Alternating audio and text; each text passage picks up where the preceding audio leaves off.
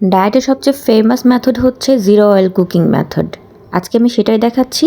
আর তার জন্য আমি একটা শুকনো কড়াইয়ে কিছু পাঁচফোড়ন নিয়ে নিয়েছি এবং তার সাথে কিছু পেঁয়াজ মরিচ দিয়ে সতে করে নিচ্ছি। আমরা পেঁয়াজটা ততক্ষণ সতে করব যতক্ষণ পর্যন্ত পেঁয়াজের পানিটা শুকিয়ে না যাচ্ছে। আর এভাবে সতে করলে পাঁচফোড়নটা পুড়ে যাবে না, পেঁয়াজের গায়ে গায়ে লেগে যাবে।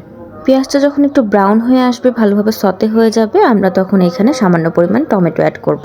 এখন টমেটোটা খুব ভালোভাবে পেঁয়াজের সাথে মিশিয়ে নিব এবং টমেটোর পানিটা যতক্ষণ আছে ততক্ষণ আমরা এটাকে আবারও সতে করব। টমেটোর পানিটা যখন মোটামুটি শুকিয়ে আসবে তখন এখানে আমরা লবণ, হলুদ গুঁড়া, জিরা গুঁড়া, ধনিয়া গুঁড়া এগুলো সব অ্যাড করব।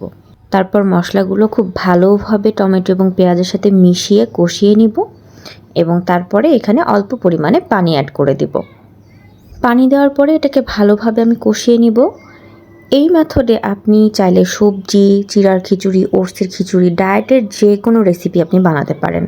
আমি আজকে চিড়ার খিচুড়ি বানাচ্ছি, আপনি চাইলে এখানে ওটস দিয়ে ওটসের খিচুড়িও করে নিতে পারেন। এখানে আপনি চাইলে ডিমও অ্যাড করতে পারেন। আমি চিড়ার খিচুড়ি বানাচ্ছি তাই এখনই ডিমটা দিচ্ছি না।